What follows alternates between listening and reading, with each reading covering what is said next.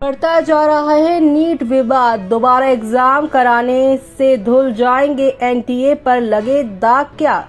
विवाद में क्यों हो रही है सीबीआई जांच की मांग? जी हां, खबरें विस्तार से जानने के लिए जुड़े रहिए हमारे चैनल टीसी चैनल से। तो आपको बता दें कि कल जहां सुप्रीम कोर्ट ने एनटीए के यहां पर बयान के बाद एक बड़ा फैसला सुना दिया है कि 1563 जितने ये छात्र हैं जिनको ग्रेस मार्क मिले हैं उनको दोबारा से एग्जाम देने पड़ेंगे। लेकिन ये यहाँ पर जो मामला है थमने का नाम नहीं ले रहा। देश के शिक्षा मंत्रालय के बाहर लिखा है सविद्या या मुक्तय अर्थ मुक्ति का मार्ग दिखाने वाली विद्या। देश में शिक्षा और परीक्षा कराने वाली सबसे बड़ी एजेंसी एनटीए के दो चेहरों ने इस प्राचीन वैदिक सूक्ति का अर्थ ही बदल दिया है। इनके नाम है एनटीए के चेयरपर्सन प्रदीप कुमार जोशी और Subodh Kumar Singh, director general NTA. इन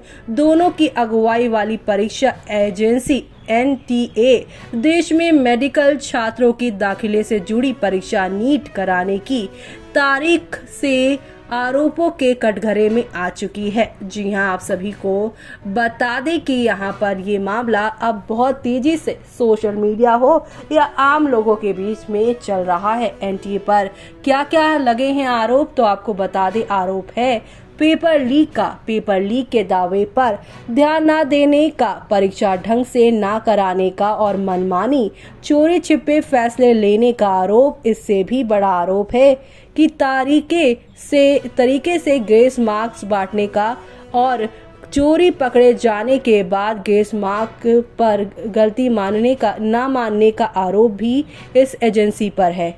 इन्हीं आरोपों की वजह से आपको पहले देश की 3 माँ के बयान याद कराते हैं। ये वो माँ है जिनके बच्चों ने जी जान लगाकर नीट का इम्तिहान दिया, लेकिन इन माँ की तरह हजारों माँ को लगता है कि धांधली हुई है। धांधली ग्रेस मार्क देने वालों में हुई है। रिजल्ट आया, नंबर अच्छे, फिर भी मायूसी। जी हाँ, एनटीए को लग रहा है कि सिर्फ बच्चे एग्जाम दे रहे हैं, नहीं, इस एग्जाम में उन्हें माता पिता यानी मम्मी पापा भाई बहन सारे एक साथ लगे होते हैं। इंतजार होता है कि रिजल्ट आएगा और हमारा एडमिशन होगा। जब रिजल्ट अच्छा आया और फिर भी अच्छा एडमिशन नहीं मिले तो हम कहां जाएं, किससे मांगे? एक नीट अभ्यर्थी की मां उषा ने कहा कि हमें तो यही बोल रहे थे कि हम डॉक्टर की मम्मी बनेंगे। ये कहते हुए उनकी आवाज में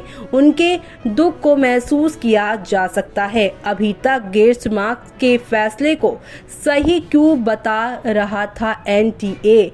इन्हीं माओ के बच्चे देश में जंतर मंतर से लेकर अलग अलग शहरों तक में प्रदर्शन करके मांग करते रहे कि नीट के नतीजों में धांधली के आरोप का सच सामने आए।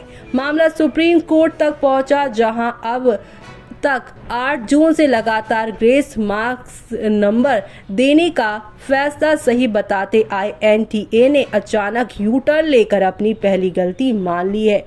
जो एनटीए का कहना था कि सिर्फ 6 सेंटर पर पेपर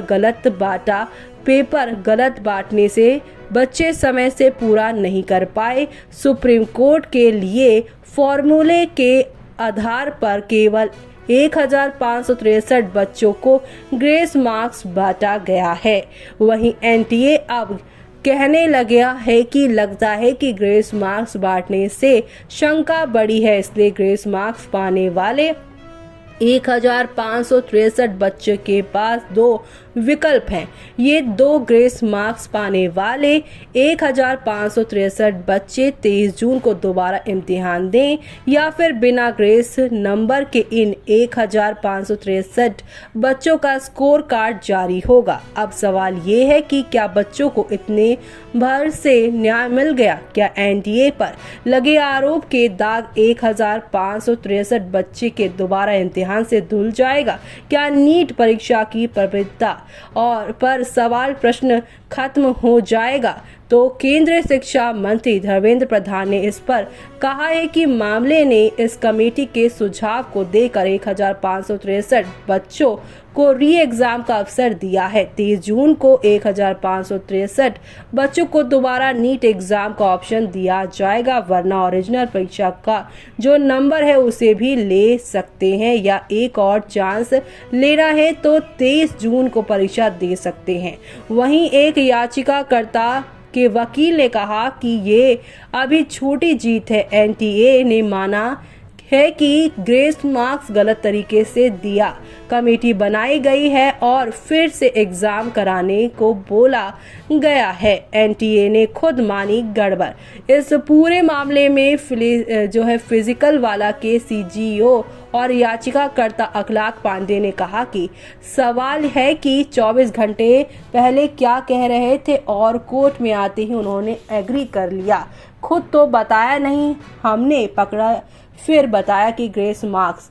आज खुद आकर कोर्ट में कहा गड़बड़ है। एनटीए मनमानी कर रहा है, हमारी सबकी हार हुई है। पहली हियरिंग में कहता है कि गड़बड़ किया है। क्या सिर्फ 1563 बच्चों को ही यहाँ पर ग्रेस मार्क्स मिले हैं? क्या वाकई सिर्फ 1563 बच्चों को ही ग्रेस मार्क्स मिले हैं? इस पर भी सवाल खड़े हो रहे हैं। क्या फिर इनकी संख्या ज्यादा है और एनटीए ने बड़े दाग को छुपाने के लिए छोटा दाग आगे कर दिया है? सवाल है कि 1563 बच्चों का दोबारा इम्तिहान होता है तो ज्यादा से ज्यादा 500 बच्चों की रैंकिंग पर असर आएगा, और ऐसे में जबकि इस बार ना जाने ऐसे क्या एनटीए ने कर दिया कि एकदम प्रतिभा का विस्फोट नतीजों में नजर आया। बच्चे आरोप लगाते हैं कि एनटीए ने ऐसा खेल किया है कि इस बार अच्छे नंबर लाकर भी रैंक अच्छी नहीं आई है, इसलिए कुछ नंबर हमने चुने और उन नंबर पर ऑल इंडिया रैंक कैसे बढ़ती चली गई इसका हिसाब साल दर साल निकाला। 720 नंबर के पेपर में पूरे 720 नंबर लाकर पहली रैंक लाने का करिश्मा 2021 में हुआ, 2023 में हुआ, इस बार भी यही हुआ और इस बार तो यहाँ जो है मामला और भी ज़्यादा बढ़ गया, यानी कि ये मामला 66 से भी ऊपर बढ़ा। वहीं अब 715 नंबर पाने वाले बच्चों का प्रदर्शन साल दर साल देखिएगा आप लोग।